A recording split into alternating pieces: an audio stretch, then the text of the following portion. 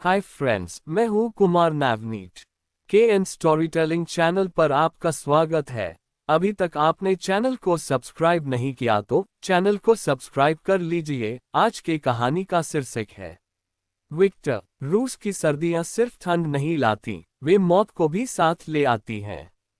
Moscow की पुरानी गलियों में, जहां बर्फ जमे फुटपाथ पर कदम रखते ही आवाज गूंजती है, और सेंट पीटर्सबर्ग की नेवा नदी पर बर्फ की चादर इतनी मोटी हो जाती है कि नीचे की लाशें भी सालों तक छिपी रहती हैं। इसी देश की काली रातों, पुरानी हवेलियों और भूतिया कहानियों में शुरू होती है एक ऐसी प्रेम कहानी जो प्यार से ज्यादा डरावनी है। अनन्या कपूर 29 साल की एक भारतीय इतिहासकार और लोककथाओं की शोधकर्ता थी। दिल्ली में रहती थी, लेकिन उसका दिल हमेशा उन पुरानी कहानियों में खोया रहता था जो लोग भूल चुके थे। उसे एक रूसी यूनिवर्सिटी से न्योता मिला सेंट पीटर्सबर्ग में 19वीं सदी की एक भूतिया हवेली पर रिसर्च करने का। दिसंबर 2025 का महीना था। अनन्या जब प्लेन से उतरी तो -25 डिग्री की हवा ने उसके चेहरे को काट दिया।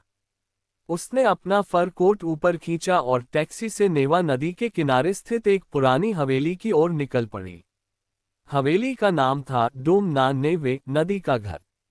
1870 में बनी यह हवेली एक अमीर व्यापारी की थी, जिसकी बेटी की रहस्यमयी मौत हो गई थी। कहानी यह थी कि वह बेटी आज भी हवेली में भटकती है।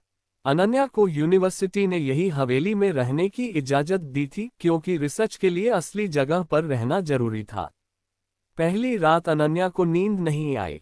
हवेली की लकड़ी की दीवारें चरमराती थीं। बाहर बर्फ गिर रही थी। आधी रात को उसे लगा कि कोई दरवाजे पर दस्तक दे रहा है।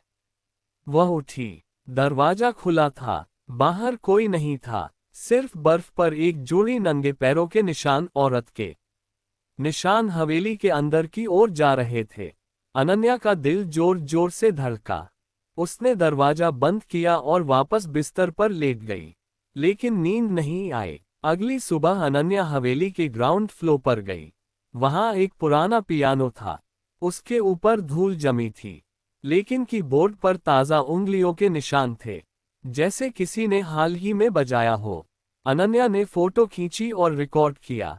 तभी दरवाजे पर दस्तक हुई। वहां एक लड़का खड़ा था, लंबा, गोरा, काले बाल, गहरी नीली आंखें और एक ऐसी मुस्कान जो ठंड में भी गर्म लगती थी। उसने काला कोट और लाल स्कार्फ पहना था। नमस्ते, मैं विक्टर हूँ। यूनिवर्सिटी ने मुझे आपकी मदद के लिए भेजा है, उसने हिंदी में कहा। अनन्या चौंकी। हिंदी? मेरी माँ भारतीय थी, पिता रूसी। मैं दोनों भाषाएं बोल लेता हूँ। विक्टर एक लोकल इतिहासकार था। वह हवेली की कहानियों से अच्छी तरह वाकिफ था। उसने बताया कि यह हवेली 1873 में एक व्यापारी की बेटी एलिजाबेथ की मौत के बाद बंद हो गई थी। एलिजाबेथ की शादी तय हुई थी, लेकिन शादी से एक रात पहले वह नदी में कूद गई थी। कारण कोई नहीं जानता। उसके बाद हवेली में अजीब घटनाएं होने लगी। रात में पियानो बजना, नंगे पैरों की आवाज, औरत की रोने की आवाज। अनन्या ने विक्टर को अंदर बुलाया। दोनों ने दिन भर हवेली के पुराने दस्तावेज पढ़े। शाम को विक्टर ने कहा, रात को यहाँ अकेले मत रहना, बहुत खतरनाक है। अनन्या हंसी। मैं वैज्ञानिक हूँ, भूतों में विश्वास नहीं करती। विक्टर ने गंभीर होकर कहा, कुछ चीजें वैज्ञानिक नहीं होती। उस रात अनन्या को फिर आवाज सुनाई दी, इस बार रोने की। वह नीचे उतरी। पियानो के पास एक सफेद साड़ी वाली औरत खड़ी थी, पीठ दिख रही थी। अनन्या ने कैमरा उठाया। फ्लैश चला। औरत पलटी। उसका चेहरा आधा सड़ा हुआ था, आंखें खाली। अनन्या चीखी और पीछे हटी। कैमरा गिर गया। जब वह फिर देखी तो वहां कोई नहीं था। सुबह विक्टर आया। अनन्या ने उसे सब बताया। विक्टर का चेहरा सफेद पड़ गया। तुमने उसे देख लिया, अब वह तुम्हें नहीं छोड़ेगी। अनन्या ने पूछा, कौन? एलिजाबेथ। वह किसी को प्यार करती थी, लेकिन उसका प्यार अधूरा रह गया। अब वह हर उस औरत को निशाना बनाती है जो यहाँ आती है। अनन्या ने कहा, मुझे डर नहीं लग रहा, मुझे सच जानना है। विक्टर ने कहा, तो मेरे साथ आओ। मैं तुम्हें उसकी डायरी दिखाता हूँ। वे हवेली के तहखाने में गए। वहां एक पुरानी लोहे की संदूक थी। अंदर एक चमड़े की डायरी। विक्टर ने पढ़ना शुरू किया। डायरी में एलिजाबेथ ने लिखा था, वह एक भारतीय व्यापारी के बेटे से प्यार करती थी। नाम था अर्जुन, लेकिन उसके पिता ने शादी नहीं होने दी। अर्जुन को मार दिया गया। एलिजाबेथ ने खुदकुशी कर ली, लेकिन उसकी आत्मा अधूरी रह गई। वह हर उस औरत को मारना चाहती है जो प्यार में सफल होती है। अनन्या की आंखें भर आईं। वह दुखी है। विक्टर ने कहा, वह खतरनाक भी है। उस रात अनन्या को लगा कि कोई उसके बिस्तर के पास खड़ा है। वह उठी। कमरे में ठंड बढ़ गई थी। सांस दिख रही थी। दरवाजा बंद था। फिर अचानक पियानो बजने लगा। धीमा, उदास संगीत। अनन्या नीचे उतरी। पियानो पर कोई नहीं था, लेकिन कुर्सी हिल रही थी। विक्टर उस रात हवेली में ही रुक गया। दोनों ने मिलकर रिसर्च की। उन्हें पता चला कि एलिजाबेथ की मौत की रात वह एक लाल रिबन पहने थी। अनन्या ने सोचा शायद उस रिबन को जलाने से आत्मा मुक्त हो जाए। अगली रात वे तहखाने में गए। वहां एक पुराना लाल रिबन मिला।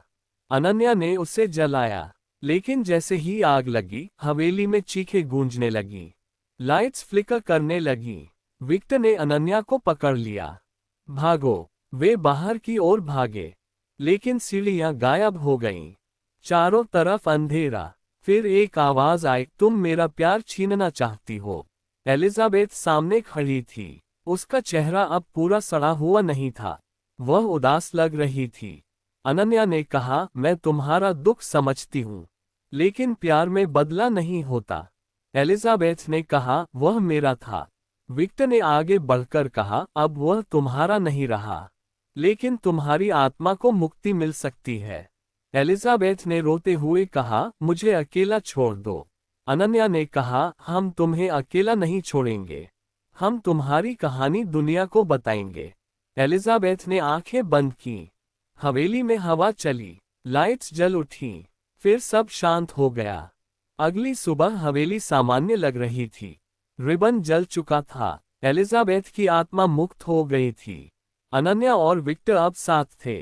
प्यार हो गया था, लेकिन अनन्या को भारत लौटना था। एयरपोर्ट पर विक्टर ने कहा, मैं तुम्हारे पीछे आऊंगा। अनन्या ने कहा, मैं इंतजार करूंगी। 2 महीने बाद विक्टर दिल्ली आया। दोनों की शादी हुई। अब वे सेंट पीटर्सबर्ग में रहते हैं। हवेली को म्यूजियम बना दिया गया है, जहां एलिजाबेथ की कहानी बताई जाती है। रात को जब बर्फ गिरती है, अनन्या विक्टर के गले लगकर कहती है, कभी कभी प्यार मौत से भी मजबूत होता है। विक्टर मुस्कुराता है, और कभी कभी मौत प्यार को आजाद करती है। फिर दोनों खिड़की से बाहर देखते हैं। बर्फ गिर रही होती है, और दूर कहीं पियानो की धुन हल्की हल्की सुनाई देती है, लेकिन अब वह उदास नहीं, खुश लगती है।